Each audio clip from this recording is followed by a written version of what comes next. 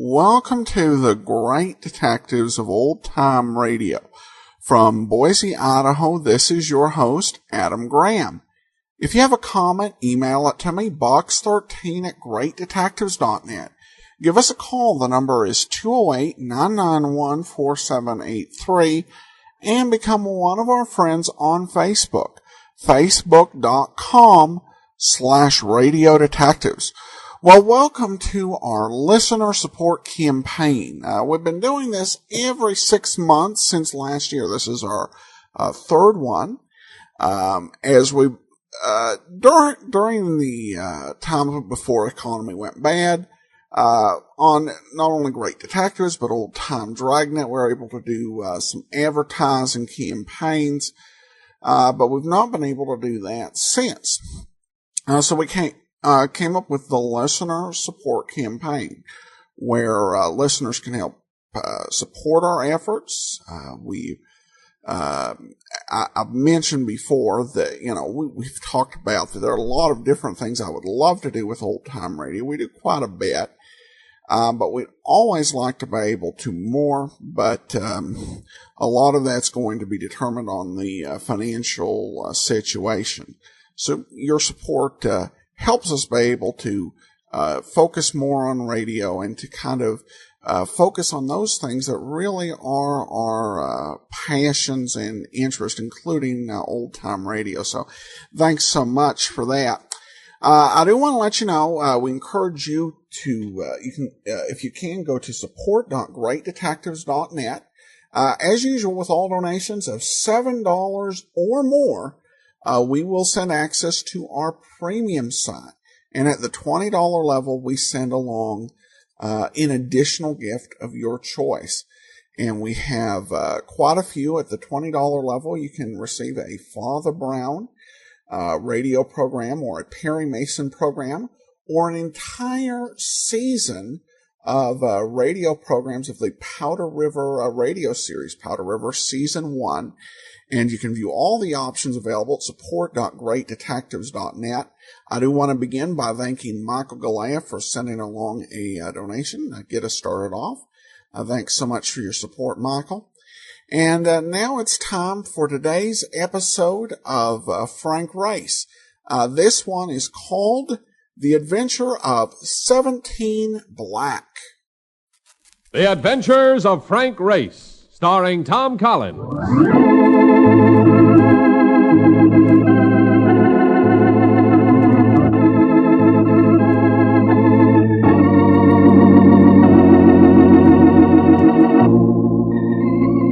The war changed many things, the face of the earth and the people on it. Before the war, Frank Race worked as an attorney, but he traded his law books for the cloak and dagger of the OSS.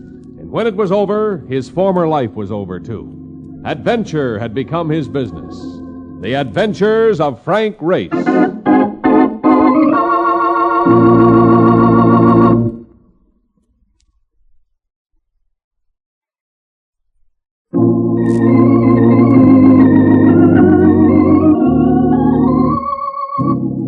now we join Frank Race for The Adventure of 17 Black.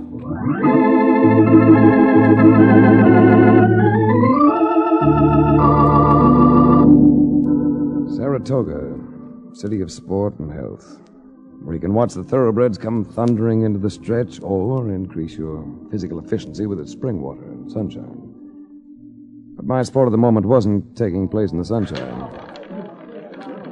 And I'm afraid the healthful effect of its atmosphere was rather dubious. Number 17, Black. Now you're coming up, Mr. Race. Yeah, it's about time after what I've dropped here tonight. I'll let that ride again. Aha! At last I find you. Oh, hello, Mark. Thought you were in New York. Place your bets, please. I was sent up here to find you. We gotta get going. Come on. What's your hurry? I'm busy. You're gonna be busy. You got a hasty task for Universal Indemnity, the embezzlement job, and they want you right now. Number 17, black. Looks like you're in the groove, Mr. Race. I've got luck on my shoulder. Leave it right there, Eddie. I'm letting it ride. Oh, no, we ain't, Eddie. Push it this way. We are heading for New York. Yeah, but Mark, I'm just beginning to win. You ain't gonna win by leaving it there. Let's blow. This is important. Place your bets, please. Yeah, well, suppose you're right. Come on. Certainly I'm right. Nobody can keep playing one number on that thing. It just ain't in the books. Yeah, hold it a second. 17, black. You see what I Hey, you won again. Yeah, I would have won. You hadn't picked up the bet. Hey, look, maybe we ought to go back and play that thing for a while, huh? You're hot. Come on, Mark. We're heading for New York.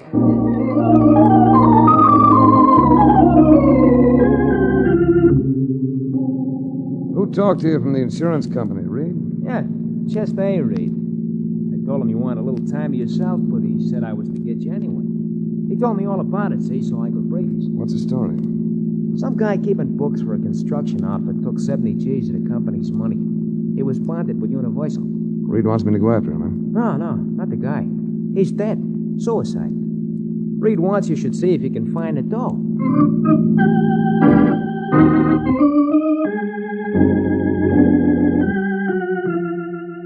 Yeah, at Universal Indemnity, I got the details. The alleged embezzler had been a man named O'Connor with a home in Yonkers. I had Mark drive me over there to see his wife. What's the use of talking about it? Johnny's dead. After a while, I suppose I'll be able to tell myself I've still got a baby. Baby? He's a year old. How you fix for money? I've got the rent for another month. Got some ground meat for supper. Guess I'll have to get a job pretty soon. Didn't your husband have insurance? $8,000 worth. But we'll never get any of it. Not if they call him suicide. Oh, that should have occurred to me. How did he die, Mrs. O'Connor? He was found in the garage, shot in the car. Carbon monoxide. I see. They'll never convince me that he committed suicide. Not Johnny. He enjoyed life too much. Why, he was right in the middle of making a crib for the baby. And if he stole that money, where is it? I understand there was a confession. A fake. Even if it is in Johnny's handwriting. Here it is. Mm-hmm. I'm taking the only way out. When they audit my records, they'll find I've misappropriated $70,000. Try to forgive me, Johnny. He never took that money. Well, possibly not, but it's missing. And your husband is dead. If we're going to prove him innocent, you'll have to help me. Oh, I'll do anything. Did your husband have any friends in the company or particular enemies? Irving Dalton, the chief accountant. He always treated Johnny like a laborer. See, Johnny used to carry a hod, but when the baby was coming, he took a night school course in bookkeeping to better himself. Did Dalton hire your husband? No. T.J. Thomas does the hiring. He's general manager. Does Thomas have a financial interest in the company? I think he owns a third. The rest of it belongs to Mr. and Mrs. Maynard. Well, possibly Mr. Thomas can help a little. I'll see him tomorrow. In the meantime, take this. Oh, no. I couldn't. We'll call it a loan. You've got that youngster to think about. And for the time being, stay with your baby and forget about getting a job.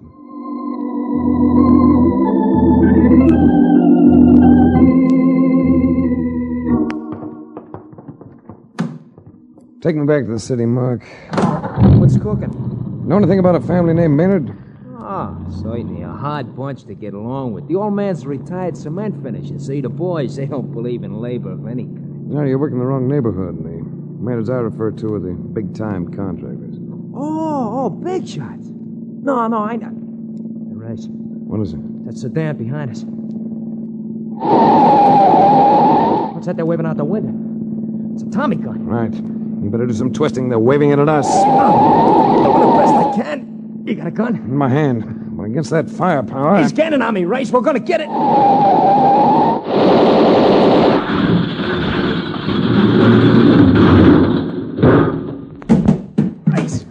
Race, you okay?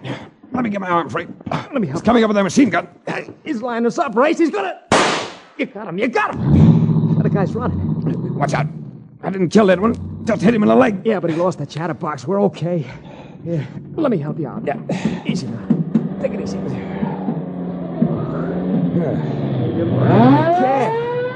What kind of a deal is this anyway? Looks like a lethal deal, Mark. Somebody's playing for big keeps.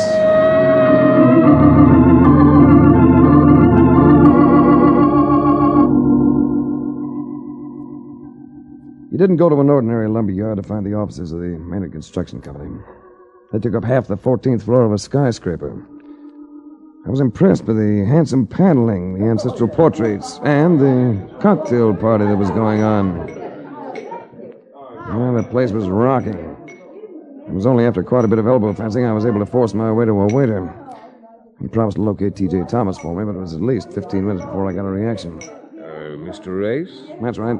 I'm Irving Dalton, chief accountant for the firm. You've been moving around so you're a little dazed. You didn't come here on business, I hope, not this afternoon. What are you celebrating? Lifting of a mortgage? Just a little party in honor of State Senator Humphreys. All this for a state senator? What would you do for a governor? I understand you want to see Mr. Thomas. Yes, T.J. Thomas. General manager, isn't he? That's correct, but you see... And it says general manager on this door. It also says private, Mr. Race, if you don't mind... It's a long elevator ride up here. I'd like to conclude my business this time. So, if you ask me, I don't think it's a good idea. Really, darling, no one asked you. Hold it a second. If you don't mind, this is rather private. Sort of board meeting. No, I don't mind at all. I'm most anxious to talk to the board. Now, wait a minute. My name's Race. I represent the Universal Indemnity Company. I'm here concerning the claim on your bookkeeper, O'Connor. Oh. Well, in that case... Come right in, Mr. Race. I'm Sandra Maynard. This is Mr. Thomas, our general manager, and my husband, Arthur Maynard. What do you want to know, Race? Several things. But first, I'd like to express a personal opinion. Your bookkeeper didn't steal anything, and he didn't commit suicide. He was murdered. Dear me. Headlines. Headlines. Sandra, my darling, your Welfare League group will buzz about this one. Oh, Arthur, shut up. This is very interesting. Are you ready to prove that someone else misappropriated the money, Mr. Race? Not yet. But that much money doesn't just disappear.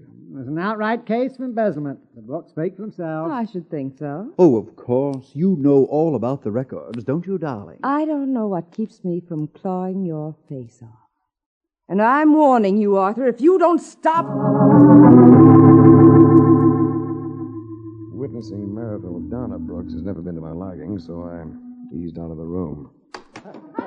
And bumped into as delectable a bit of fabric as I'd encountered in several days. A tawny blonde with a benign eye. You look sort of grim. You know those people in there? Sandra and Arthur Maynard? Sure, I know them. What's the pitch on the relationship? You sound like someone sent out to watch the silver. And I've run into a defendant of the family honor. Oh, not me. I know them, but I don't play in their yard. And never will. They don't get along. It's embarrassing. Well, that's because they're going to be divorced. He used to be her teacher at college. I guess they never straightened it out. Make quite a clatter out of it, don't they? This whole party has turned into a clatter. I think I'll go home. You care to come along? Most encouraging invitation I've had in weeks. Lead on, fair lady. Lead on.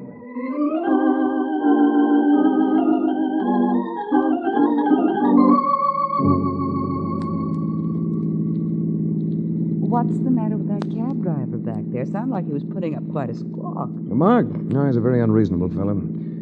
Just because he waited half an hour for me, he felt he should drive us to your apartment. When I've got my own car. He must be nuts. Yeah, it's a night to send anybody by me, Doris. Full moon, sky full of stars. Perfect night for romance. Or murder. What makes you say that? Just a thought. Do you, always carry so much luggage in your car? I'm a nightclub singer. I'm going away for an engagement. Oh, too bad. Well, come with me. What'd I do, push your piano around? Ray.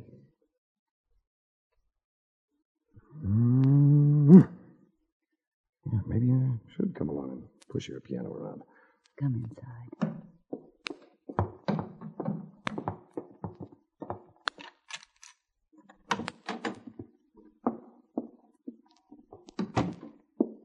hold me, Race? Delighted. But first, let's have a little light. What are you doing?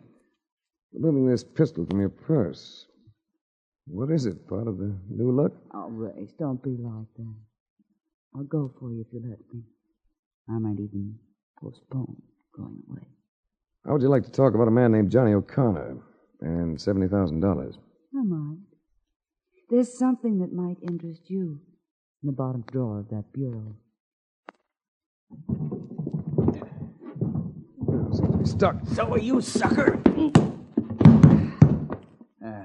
Nice work, Doris. Now we can get rid of this chump for good.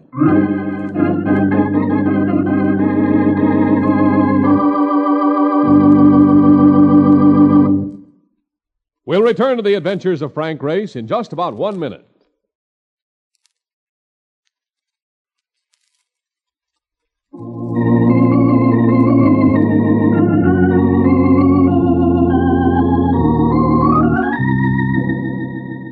And now, back to the adventures of Frank Race.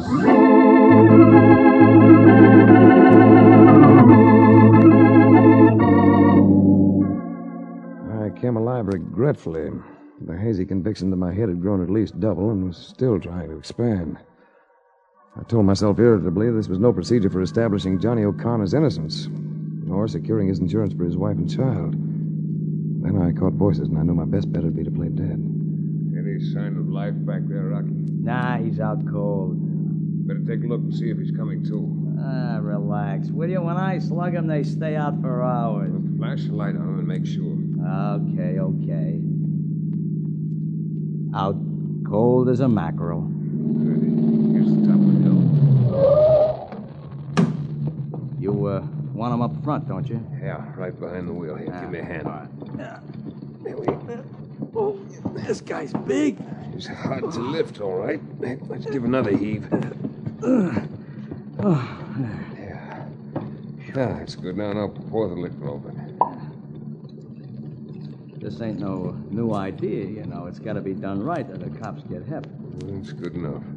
Now put the car in high. I want to stay. Watch it go through that guardrail on the curb. Nothing doing. We're getting out of here. All set.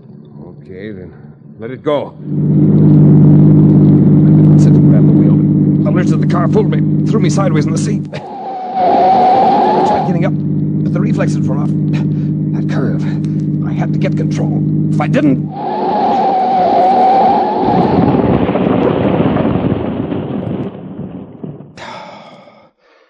Don't ever do that to yourself. I just sat there for a few seconds. Then I staggered to a phone booth and asked Mark to come out and meet me.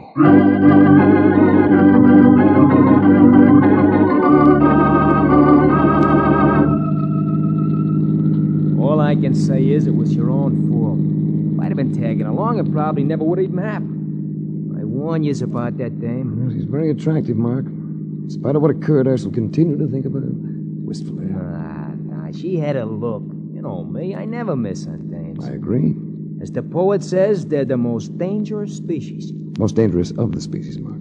You take it from me, they ain't of anything. When it comes to working angles, dames are all by themselves. What are we gonna do with this car? Take it back. It ain't cracked up as much as my cab was. Ain't a bad car at all. Whose is it? The registration says it belongs to Thomas and Humphreys. Used car sales. That's where we're taking it? At midnight? The joint will be shut tight in Atlantic City in December. Well, let's get inside. You know something? They could call this breaking and enter. You mind? Not so long as the cause is just. They need a new door here. You want my flashlight? Yeah, street light's enough. You take that filing cabinet and see if you can find any papers on the car. I'll try the desk. Okay.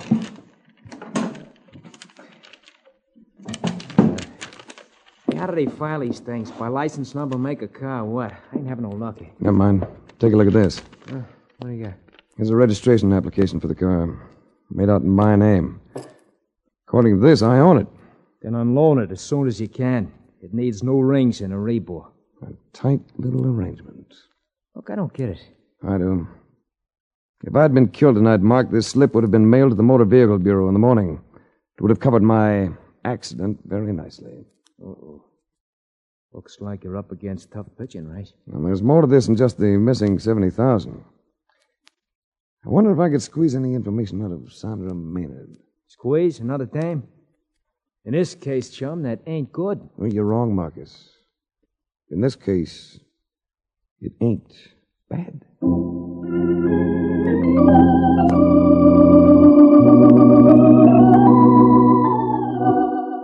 The home of Sandra Maynard turned out to be one of those structures that a locksmith and a couple of carpenters could turn into a hotel over a weekend. The lady of the house greeted me in a sequence, something that gave almost as much flash as she did. I instantly recognized one quality in her that I tabbed as dynamite. While you were with her, she'd make you forget all the other women you'd ever known. After our scrambled meeting last night, this is rather unexpected. But it's nice. Cigarette? Thanks. There'll be drinks along the moment. Manhattans and martinis. I'm sure you must like one or the other. There have been occasions when I've gone for both, to my eventual distress. You're attractive, Race. Then I suppose you already know that. You're rather direct, Mrs. Maynard. And I'm sure you make good use of the trait. It saves time. Oh, don't say Mrs. Maynard. I hate the name. Call me Sandra. Everyone does. Even my chauffeur. I'm flattered. I wonder. Have I stepped off on the wrong foot? With your facade, why worry? Suddenly I do find myself worrying. Do you mind if I try to impress you, Race? I think I'd enjoy it. Why did you come to see me? To talk business. Can't it wait? I don't think it should. Race, I have a feeling you might be crusading. Did you know Johnny O'Connor? Do I look the type to know anything about a construction company? I inherited the thing from my father. I care so little about it, I've given my husband a quarter interest to get rid of him. What about your Johnny O'Connor? He was the bookkeeper who was supposed to have committed suicide after embezzling $70,000. And you don't think he did? Either one? Well, it seems that he handled the expense accounts for the firm. Entertainment bills, items like that. I don't get the significance. The state's attorney general has been asking for funds from the legislature to investigate contracted bids for public works. Been complaints that your company's had inside information on supposedly sealed bids. So a lot of expense vouchers in your office became too hot to hold. Expense vouchers that might have been linked with the bribing of public officials. Oh. What does all this have to do with that bookkeeper? Well, shall we say that with all those vouchers missing, say, $70,000 worth, O'Connor would be the patsy with nothing to back up the entries in his books.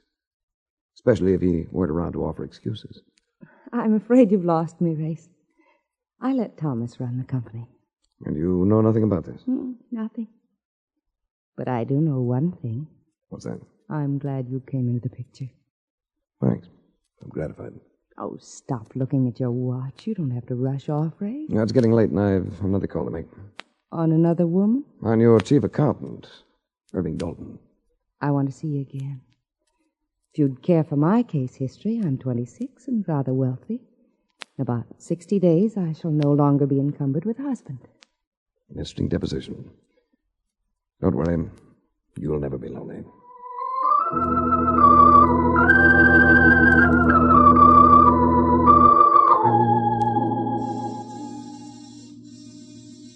There's nobody home, Race. Should be. This hour. Yeah, why don't you try to knock? There's nothing like the direct approach. Should have learned that earlier this evening from Sandra Maynard. There ought to be a light switch here somewhere. That's better. Now, it... Hey, Race. Yes. It's Dalton. Look at his throat. Somebody must have choked the wadding at him. He must have been showing signs of weakening. Let's get going, huh? No, let's look around. Uh-oh. Open the door, but keep behind it. Okay. Didn't know if it'd find your wig, Dalton. Take a better look, Thomas. You'll notice he isn't awake. Say, what is this? Well, I know some inquisitive gentlemen who'd call it homicide. Where do you think you're going? I'm getting out of here. Not yet. I had nothing to do with this. Possibly not. But I have a hunch we can tie you in with Johnny O'Connor's murder. I had nothing to do with it. Oh, then you know it wasn't a suicide. No, I... Mark, dial the Homicide Bureau. Now, wait a minute. Why can't we sort of talk this over? We can. Why don't you start in? In the first place... Race, look outside the window!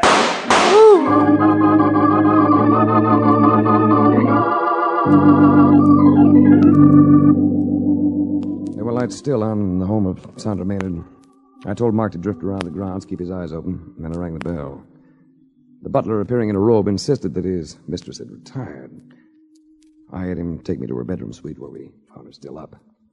She dismissed the butler. You mind if I go on brushing my hair, Race? Not at all. Doesn't disconcert you? You know very well it disconcerts me, but at the moment there's something else. What else, Race? I just came from Dalton's apartment. He's dead. Wait. And so is T.J. Thomas, your general manager. Dalton was strangled. Thomas was shot. Race, you're not serious. Who could have done it? The police might think you did. I? Race, you're kidding. You don't think I did it, do you? The person who killed Dalton had the strength of a man.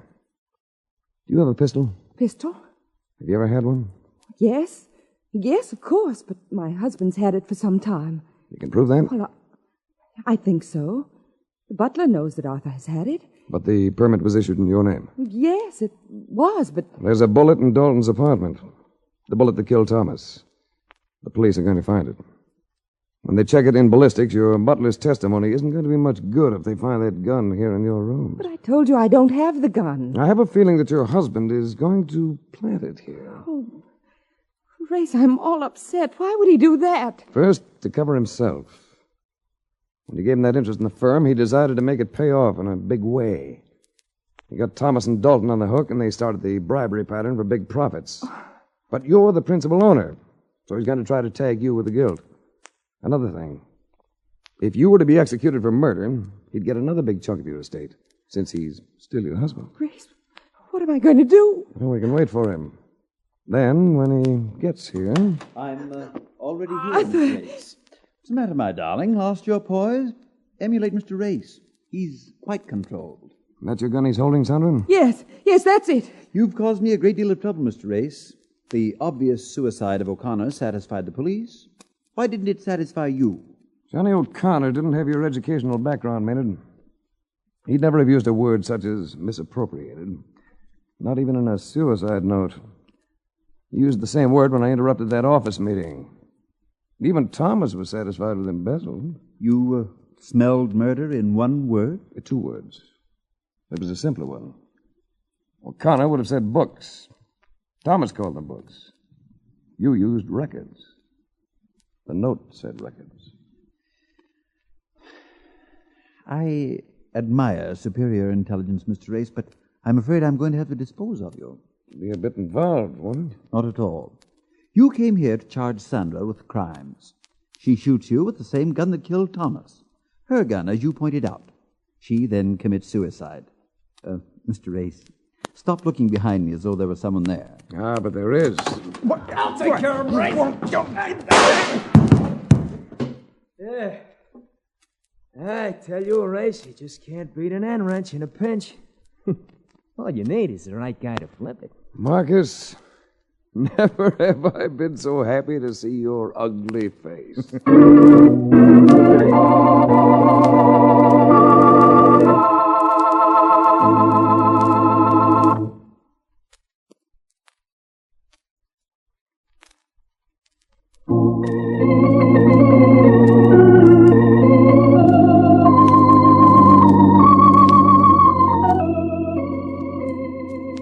The Adventures of Frank Race, starring Tom Collins with Tony Barrett as Mark Donovan, came to you from Hollywood.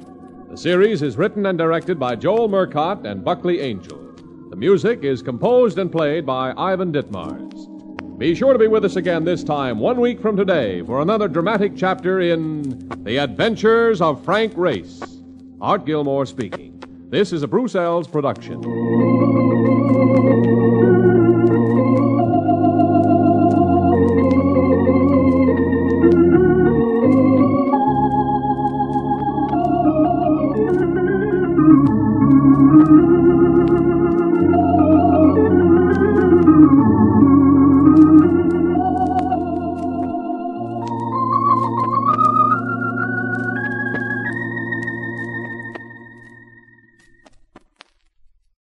Welcome back. Well, that Mark Donovan certainly is a handy sidekick to have around.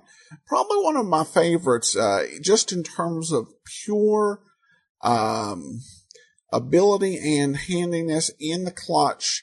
Right up there, perhaps in that category, even above Brooksy, but clearly just one of the best all-around sidekick characters. Another compelling story, and one thing you do appreciate is how, when Race gets into this case, he definitely approaches it with a lot of heart, and does tend to, as they say, perhaps crusade a little bit, but I think that does make him appealing and in that spirit of World War II. It was odd with this episode that it was named The Adventure of 17 Black, when the wheel did not have anything to do with the actual adventure. The actual adventure centered, of course, on something else. So it was an interesting title. You would have expected something at a casino. Then again, I guess you would have been wrong.